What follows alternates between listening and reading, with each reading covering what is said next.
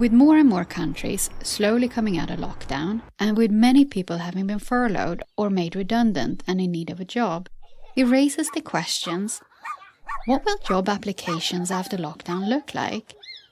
What will the job-seeking process be? And what will it mean for you when applying for a job?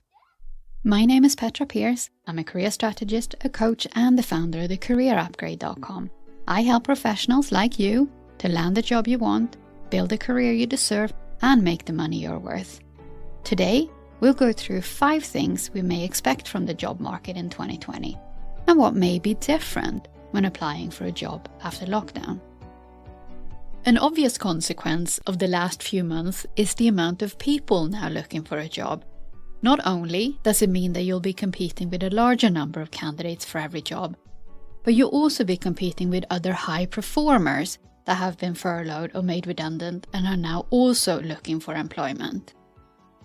From that perspective, the market has shifted from being candidate-driven to now be an employer-driven market, where they have a lot more talent to choose from when filling a position.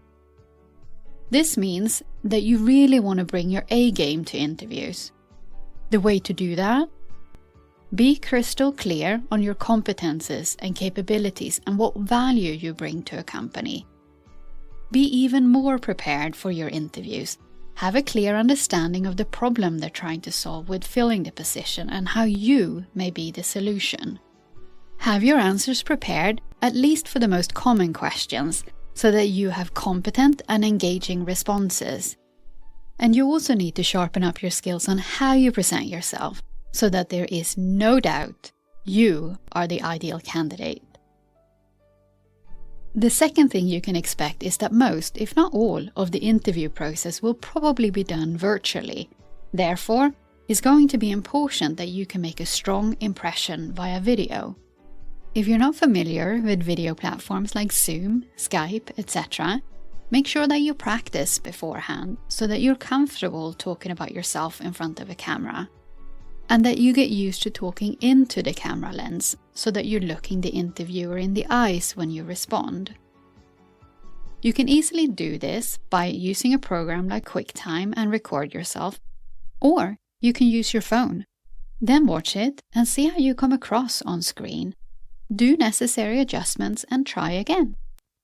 Making it a daily habit of practicing by recording yourself as if you were attending an interview is an excellent way to get comfortable, even if you only do it 10 to 15 minutes per day. This way, when it's time for the interview, you'll be so used to talking about yourself in front of the camera, you'll come across more confident and natural. Here are some other video interviewing tips that might help. Make sure that you have good lighting that is in front of you or from the sides to not create a shadow on your face. Have the camera at eye level to avoid the double chin effect that will force you to sit up straight. Don't use the audio from the laptop since it can make you sound like you're in a tin can. Use a headset. Even the hands-free set from your phone is better than the laptop mic. Make sure you don't have anything in your background that can distract the interviewer. The focus should be on you, not your background during the call. Wear solid and matching colors and avoid anything that is too bright. Don't wear white since it tends to reflect to the point that it can become painful to watch, not to mention distracting. Also, avoid black since the camera will work hard to try and show the black, which may make your face look blurry. So choose, for example, grey or blue that is a little more subtle. Another aspect that may be different is the way we work. During the extensive lockdown period, most of us had to learn how to work remotely. Employers have seen that people can work from home relatively well and that it doesn't necessarily mean less productivity. So it is likely that many jobs will become remote positions on a permanent basis. And because of this, you'll probably get asked about your self-management skills and your ability to work efficiently from home.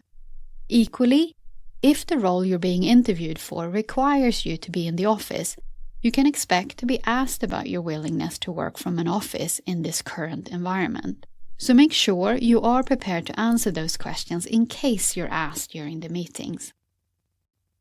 Staying on the topic of remote working and moving into the fourth aspect, we've all had to learn how to socialize remotely too.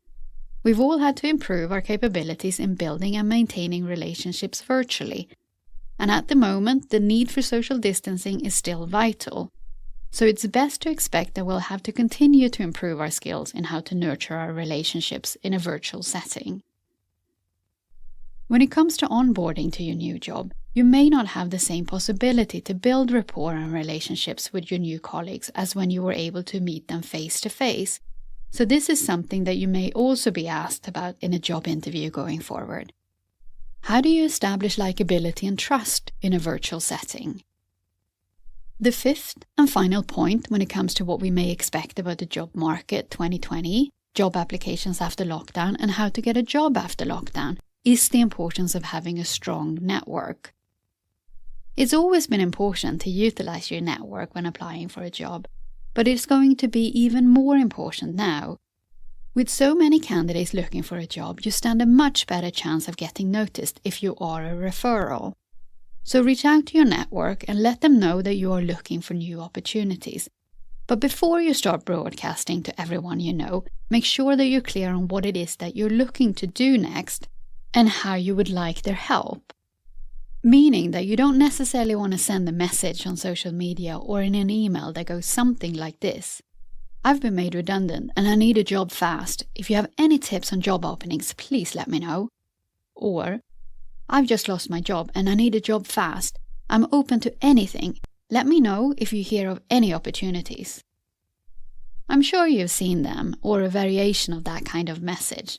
So let me ask you, what is your reaction when you've read a message like that? Besides wanting to help, especially if it comes from someone you know, you're probably also thinking, I'd love to help, but what is it that you would like to do next? And if you don't know the person, you're probably thinking, what's your area of expertise? Those are the questions that you need to get clear on before you start reaching out to everyone. If you're unclear on what job you want, what your skills and capabilities are, and how they benefit a potential employer, you cannot expect other people to understand how they can help you. So get that clarity first, and when you reach out to your contact, you can instead say something along the lines of, I've just lost my job and I need a job fast. I have experience in X and Y and I'm looking for a job in field Z. Who do you know that would be a good person for me to reach out to? Do you see the difference in that message and how much easier it is to help a person that makes it clear precisely what they're after and what action would be helpful? And there you go.